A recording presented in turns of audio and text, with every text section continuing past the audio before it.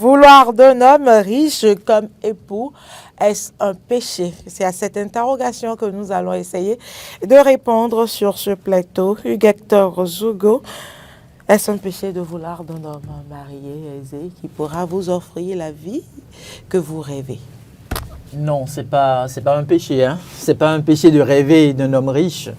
Un homme riche, c'est celui qui porte quand même de très bons idéaux pour l'avenir de la famille. Si vous vous retrouvez dans les bras de quelqu'un qui n'a pas de la vision, de quelqu'un qui ne réfléchit pas à pouvoir vous sortir de l'étape A à laquelle vous étiez, ça voudrait dire que vous êtes venu passer du temps inutile sur la terre.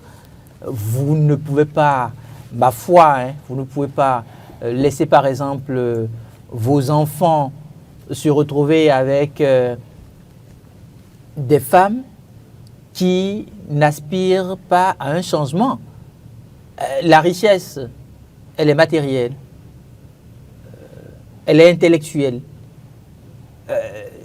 Et donc pour moi, le minimum aujourd'hui, c'est de pouvoir dire quels sont mes standards en fait. Il faut avoir un standard de vie. Si vous n'avez pas de standard de vie, c'est que vous allez rester tout le temps à l'étape de départ. Le sujet m'amène quand même à faire référence à une sortie faite par une de nos compatriotes et qui coule assez d'encre et de salive. Et vous vous rendez compte que parfois nous sommes hypocrites. Nous sommes hypocrites parce que dans nos familles même déjà, on vous dira, n'amenez pas n'importe qui ici. Ça ne se dit pas à votre père, ça ne se dit pas à votre mère. Que vous soyez fille ou garçon, déjà, la vie c'est la sélection. Regardez déjà au niveau de nos salles de classe. L'enfant que vous êtes, vous avez tendance à aller vers qui?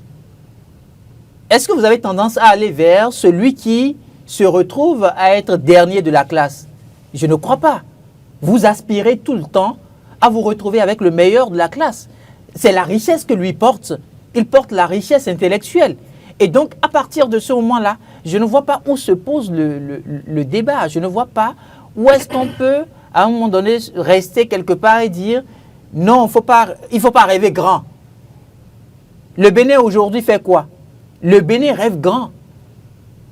Le Bénin rêve grand. Et le Bénin, bien qu'étant un petit pays au niveau de la sous-région ouest africaine, s'est donné un certain nombre de standards et aspire à ça au quotidien.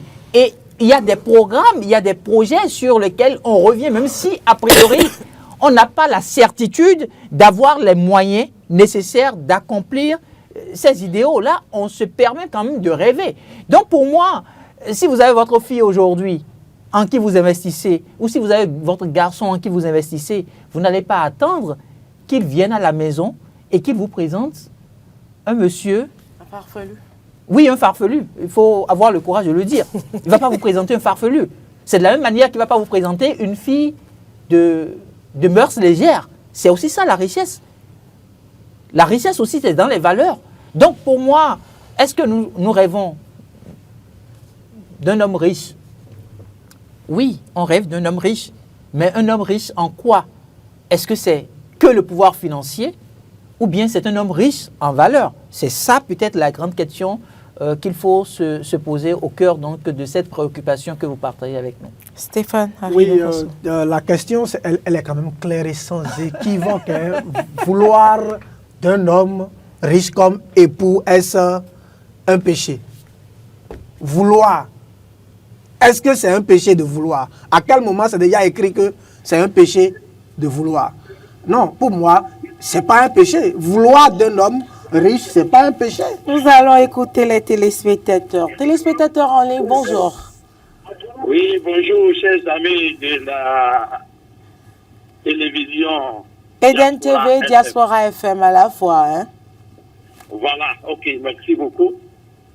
Et vous avez M. Sébastien Yonrossou à l'appareil. Monsieur Sébastien Yonrossou, bienvenue. Merci beaucoup.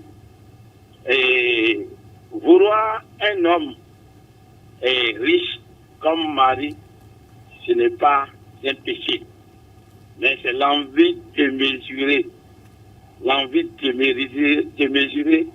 de voir coûte que coûte un homme riche comme mari qui est grave et dangereux. Parce que quand cette envie vous prend, vous allez manquer votre âme sœur.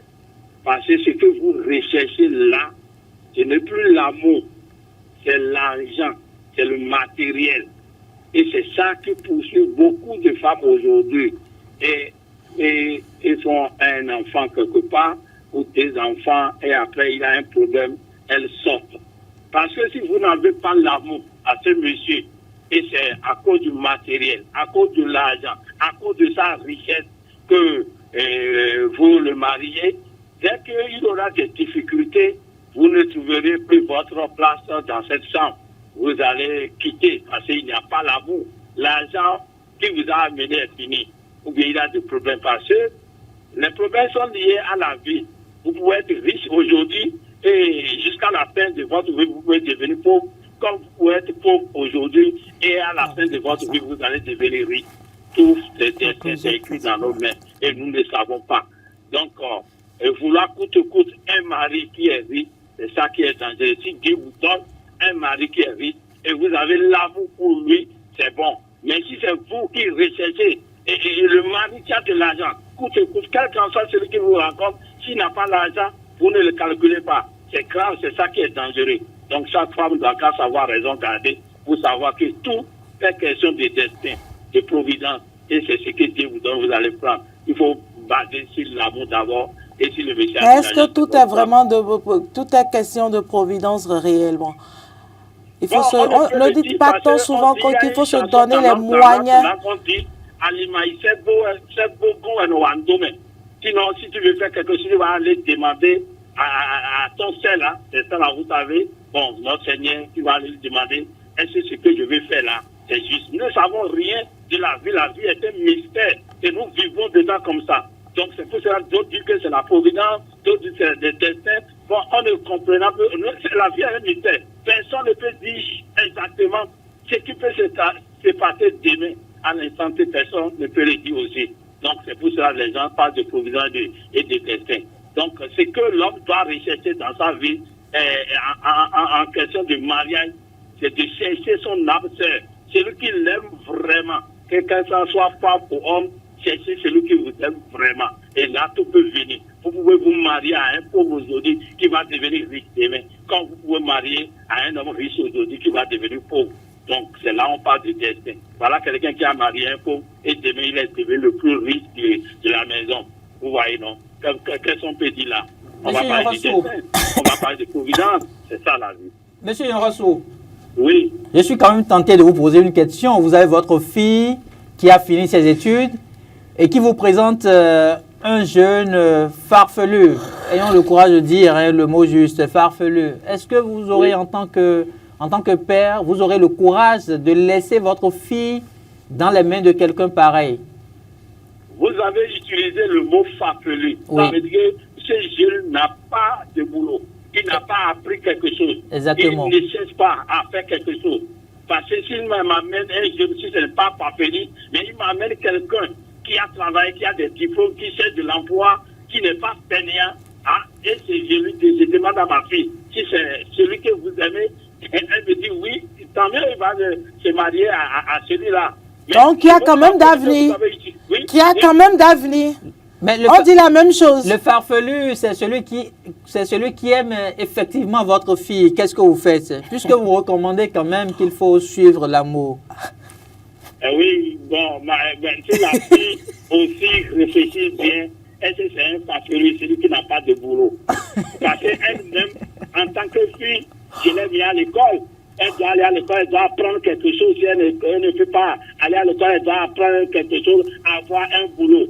Lui qui a un boulot, elle qui a un boulot, elle nécessairement doit sortir avec quelqu'un qui a quand même un boulot. Si la personne a de boulot, a des diplômes, il n'a pas de travail, d'accord, c'est compréhensible. Mais bon, s'il amène quelqu'un qui n'a pas du tout de l'avenir et qui n'a pas de boulot, qui n'a rien appris, puis c'est la première question que la famille pose à l'homme qu'on les amène.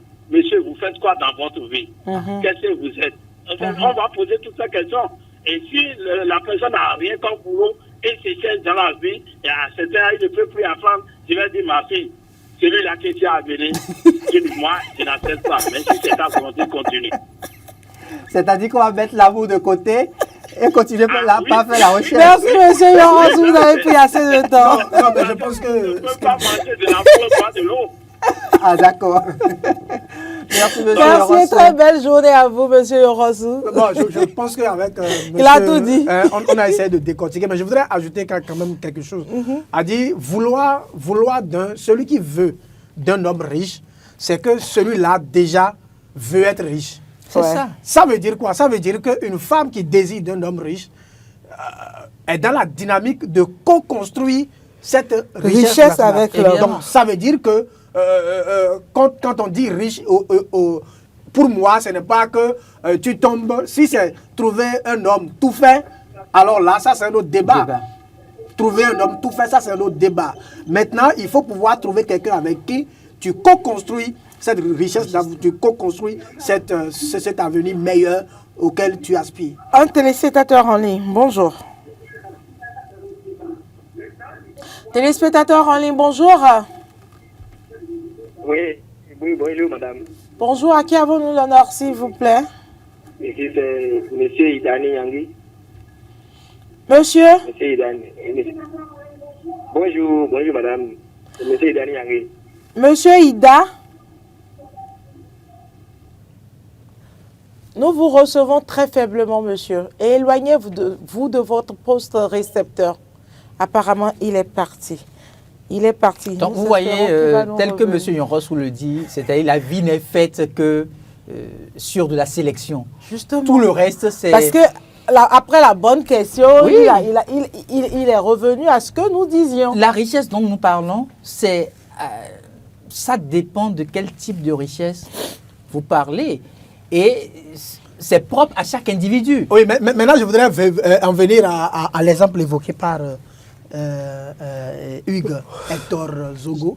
Là où je ne suis pas d'accord avec la dame, pour ne pas dire fille, parce que je ne connais pas son âge, là où je ne suis pas Avec notre d'accord, compatriote. là où je ne suis pas d'accord avec elle, c'est lorsque elle vient sur des cas précis où elle dit qu'elle ne peut pas. Attendez. Un téléspectateur en ligne, bonjour. Téléspectateur en ligne, bonjour. Auditrice ou auditeur en ligne, bonjour. Bonjour, À qui avons-nous l'honneur, s'il vous plaît? si c'est Taoufik Attaquer, Monsieur Taoufik, vous nous appelez d'où? je vous appelle de Québec. De Pobet. C'est un plaisir. Un coucou aux populations de Pobet ce matin. Allez-y pour votre opinion. Merci beaucoup. Je voulais d'abord dire à mon cher ami André Souvala, ce qu'il dit là, c'est pas du tout bon. Hugues Hector Zogo, oui. Oui, c'est pas du tout bon. Moi, je suis pauvre. Mais j'ai épousé une femme commerçante riche. Et du jour au lendemain, on m'a mené riche. On ne peut pas se lancer à tout et Dieu bénit. Je connais bien le sujet parce que j'avais débattu aussi sur les réseaux sociaux hier. Ce n'est pas du tout agréable qu'une jeune femme est une femme riche, un homme riche plutôt. Ce n'est pas catholique, ce n'est pas bon pour l'avenir de nos enfants. On ne peut pas regarder les fonds matériels. Quelqu'un doit être riche, quelqu'un doit être bon, quelqu'un doit être fille.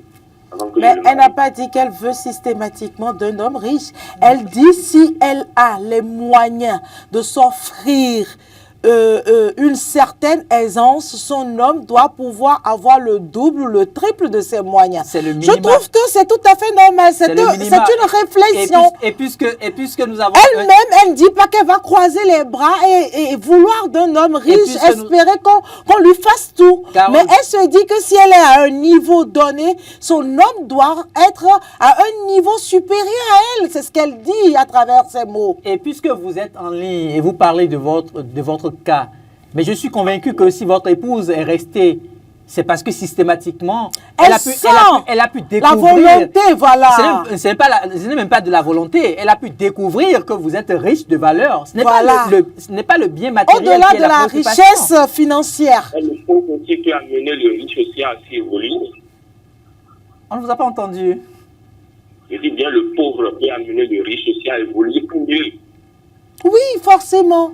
Vice-versa, on ne refuse pas. La richesse peut être portée par un homme que nous stigmatisons de pauvre.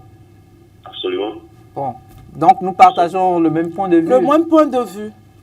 Oui, je suis d'accord avec vous, mais là, vous avez commenté votre débat en disant que vous rêvez de cette fois à la vie, quelque chose qui n'est pas encore prêt. Sans bénédiction de Dieu, vous savez, c'est Dieu qui bénit tout. Hein. Tu peux te marier avec un riche qui n'aura rien. Tu peux te marier avec un riche qui va encore gâter tout ce que tu veux dans ta vie. Ça, c'est vrai.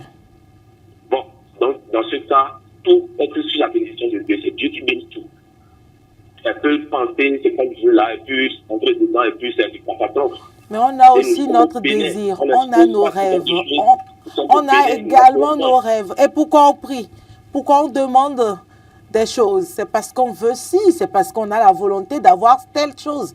Donc moi j'estime que au-delà des débats qui se font sur les réseaux sociaux, Monsieur Taoufik, c'est que vous déplacez le raisonnement de la dame de son contexte. C'est ça qui pose le problème. Je suis entièrement d'accord avec vous. D'ailleurs, quand on parcourt un peu la toile, on se rend compte que beaucoup n'ont même pas pris le soin d'écouter. De tout écouter. C'est juste cette portion de phrase-là que tout le monde relaie. En vrai, c'est que là où la déclaration de la dame a un hic, c'est qu'elle ne nuance pas.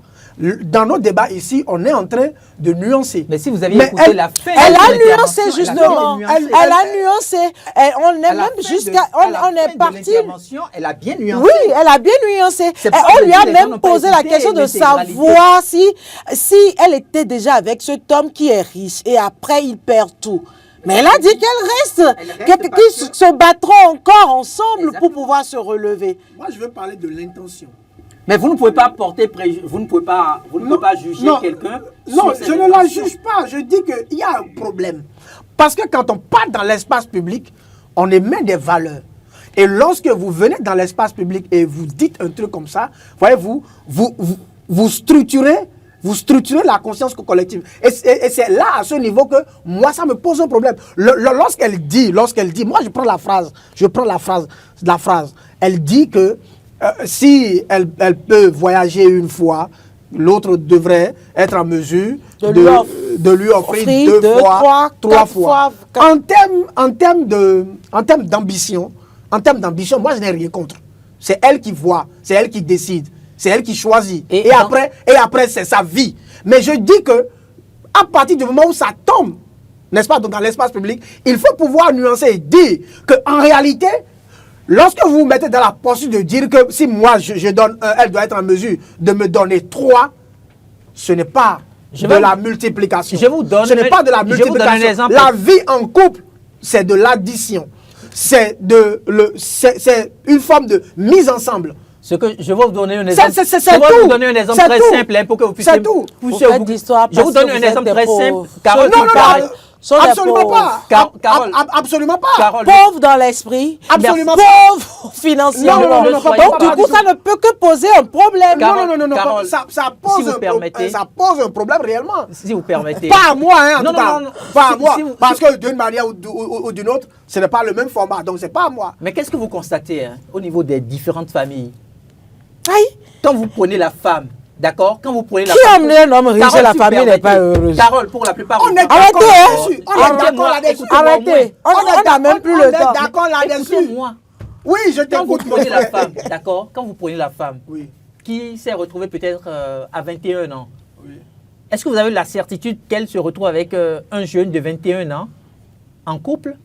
Elle va se retrouver avec un jeune de 25 ans. Pourquoi ça arrive comme ça? Vous ne vous êtes jamais posé cette question-là. La sécurité, la protection. Pourquoi vous ne vous posez pas la question de plusieurs savoir paramètres. quand l'homme se retrouve à 35 ans? Ah ben, il y a des femmes qui s'acoquinent avec attendez, des jeunes, hein, non, attendez. et qui se sentent très bien en sécurité. Ah oui. Non, attendez. Et qui- Dans ces cas-là, c'est non, les femmes là qui sont Ne faisons pas, ne faisons pas qui sécurisent ne l'homme. faisons pas, Non, c'est ne pas. faisons pas de l'exception la Ah règle. d'accord. D'accord. Quand vous prenez notre société, Oui. vous prenez une femme de la trentaine d'âge, Oui. vous allez constater que la plupart de leurs maris C'est la se retrouvent quarantaine ou la autour cinquantaine. de la quarantaine.